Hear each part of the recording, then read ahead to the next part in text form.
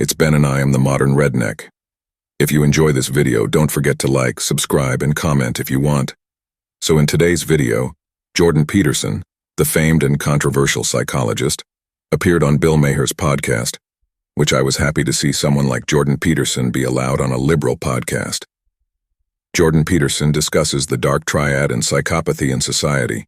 My degree is in neuroscience, and I had the option of acquiring a psychology minor from Emory, but decided on anthropology. However, I was able to learn a few things from listening to Jordan Peterson.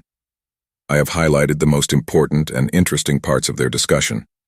As far as I know, Jordan Peterson is still in Canada's re-education program for speaking out in a way Trudeau's authoritarian regime did not appreciate. Let's get into it. How humans can get themselves into those kind of societies, and I suppose we could. You do it by lying. People think that tyranny is the top-down imposition of force on people who would otherwise want to be free, and that's just not true. That is not how it works at all. The totalitarian state occurs when everyone lies about absolutely everything all the time, and the totalitarian state is the grip of the lie. Now, the politicians and the people who have power in those situations, they lie too, but so does everyone else. Now, there's a story. It's interesting. I've been writing a new book. It's coming out in February. It's called We Who Wrestle with God, and I've been writing about Sodom and Gomorrah and the threat of the destruction of the city. And so the idea is that if a city deviates from the appropriate moral path too blatantly, then all hell will break loose. Of course, that begs the question of what constitutes the appropriate moral pathway. But Abraham intercedes with God on behalf of Sodom and Gomorrah, and he says, first of all, that if there are 40 people, he says, well, you can't destroy the city. When he's talking to God, you can't destroy the city. There's some good people there. And God says, yeah, well, I don't think there's very many. And Abraham says, well, what if there's 40? And God says, well, if you can find 40 decent people, then we'll leave the city alone. And Abraham bargains, and I think he bargains them down to 10, and which is quite good, because God's willing to give in. But it means something very specific as far as I'm concerned. It means something like if in a political unit there's still 10 people who are willing to tell the truth, then all hell will not break loose. That's enough. 10 people who actually tell the truth is enough to stave off the descent into totalitarian chaos. That's why comedians are so bloody important, right? Because they do say what's true, and you can tell it's true, and you can tell that people believe it's true because people laugh, and you can't really fake that. It's genuine. Well, then you are an honorary comedian because you do it. Yeah, but people laugh at me, with me. No. Well, yes, you're not a comedian, but... He is totally right about how leftist authoritarian states occur when everyone lies about absolutely everything all the time, and the grip is the lie. Because that is all we are seeing from our own government right now. We've been lied to at every turn and really ramped up from the left with the Russian collusion hoax that Hillary propagated.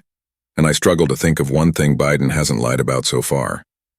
I'm glad he breaks up the tension with the story of Sodom and Gomorrah injected with a bit of humor. But you are Canadian, so you're halfway there. Well, right, yes, yes. But you do not give. And again, this is what I was trying to say before about you being a Canadian professor. It's like so delicious that you're the thumb in their eye, because it's so much harder to argue with somebody like that, because it's this person that they think they should be on our side, right, Canadian academic. I know. How much more milquetoast can you possibly get than a Canadian not professor? Milquetoast, but liberal and erudite and sophisticated and all the things we want to think we are, and yet he's not getting on the crazy train with us. And come on, the crazy train is leaving the station. Hey, so I could ask you a question that I've asked like 40 Democrat senators and congressmen, and Robert F. Kennedy, by the way, recently. This question. It's a very hard question, and I don't ask it just to cause trouble. I'm actually curious. I am ready. When do you think the left goes too far? May I use my lifeline? Yeah, absolutely. Call the people who know. Okay. You mean they haven't already? Well, but how do you know? Like, what's a marker when Trump gets reelected? That's when you know.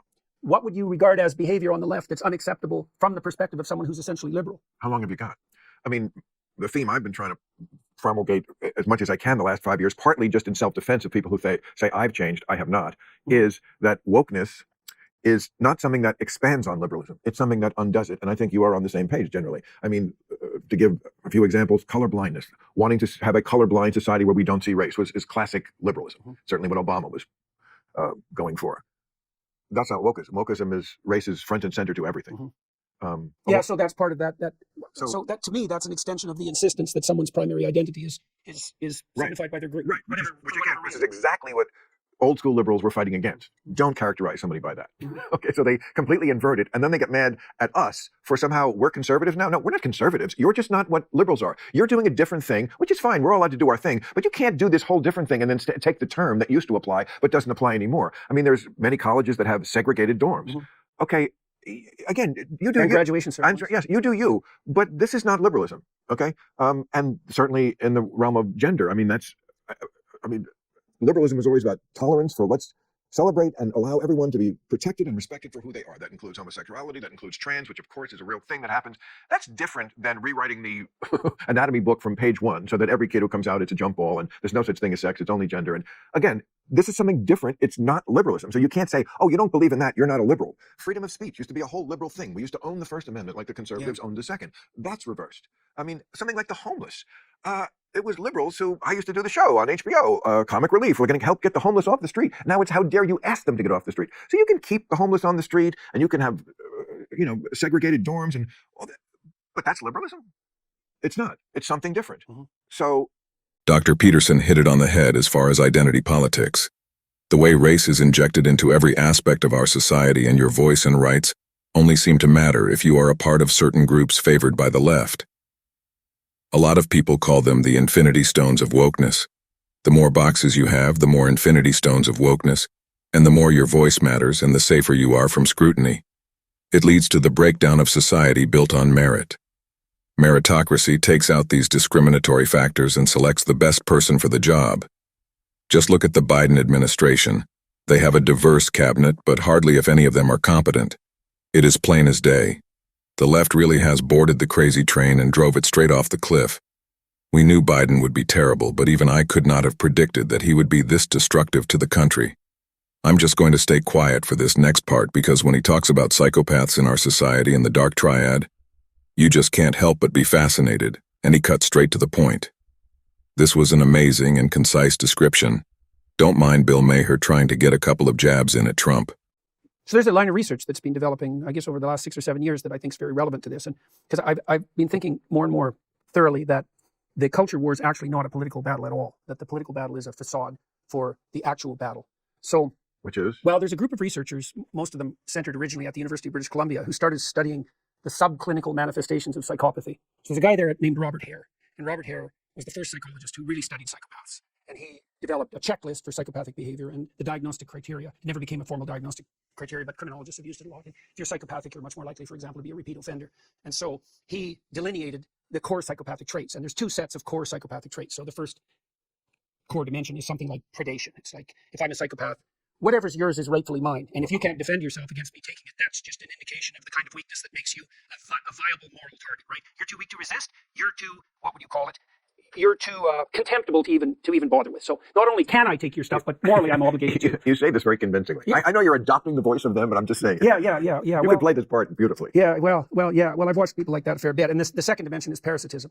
And so that's a more subtle form of predation. And someone with a parasitical lifestyle will adjust their attitude towards you so that they can so that you'll do the work and support them. And they'll do that however they can get you to do it. They'll use the sense of, proclamation of victimization, for example, is one of the strategies that the parasitical psychopaths use. Like the stripper's boyfriend who doesn't have a job. Yeah, right. Or pimps. We come from different schools of thought. Yeah. Okay, let me ask a dumb layman question before we finish this. Yeah. I would love to know, and I'm sure I was told, the difference between sociopath and psychopath. It's not really a relevant distinction. Really? Yeah. It's not really a relevant distinction. Okay. So predation and parasite. Right. So a psychopath is a predatory parasite.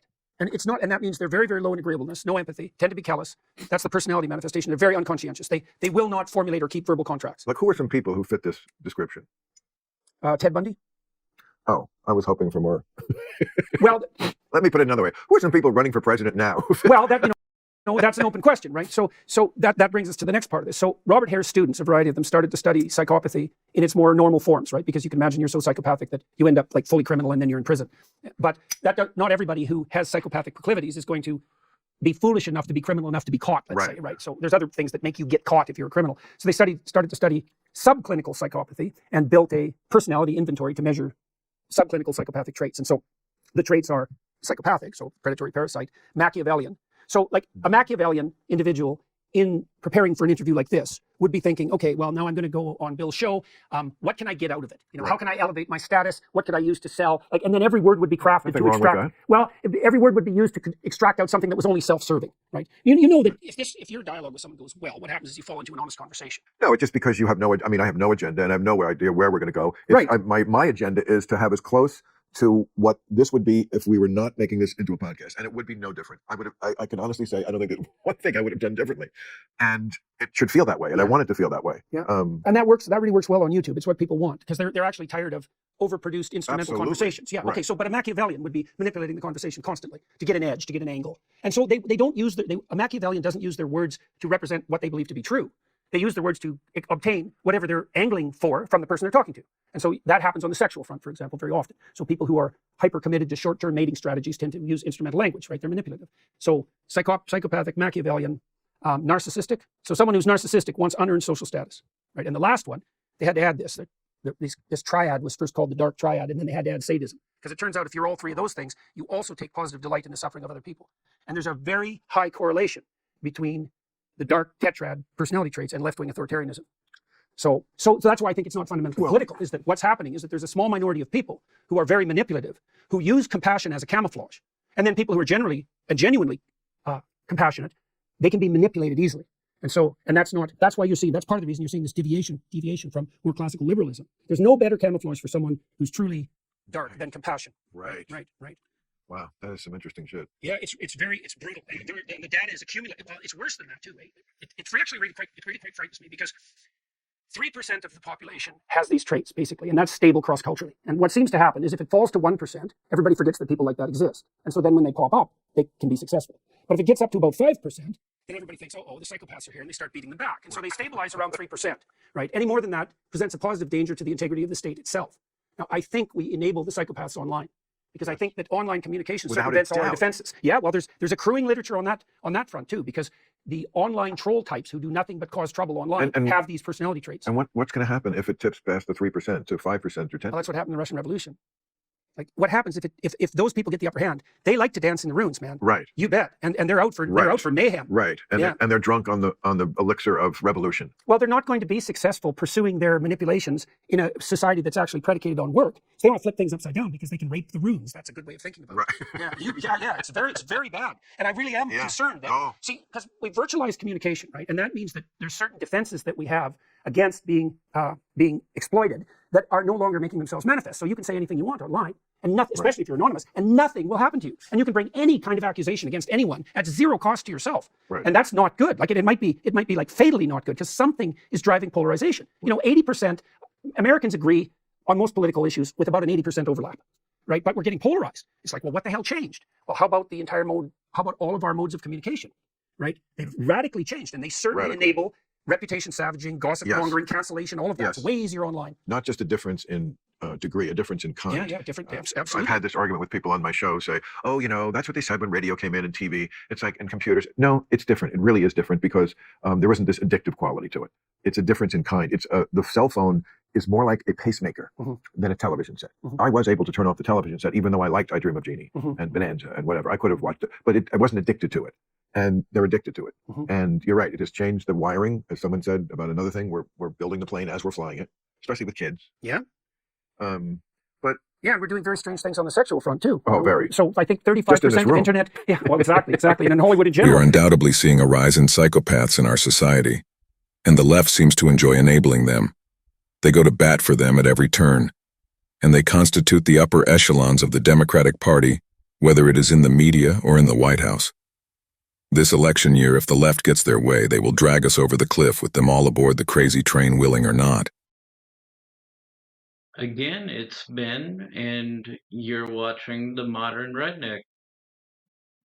If you like this video, please let me know. Like, subscribe, comment.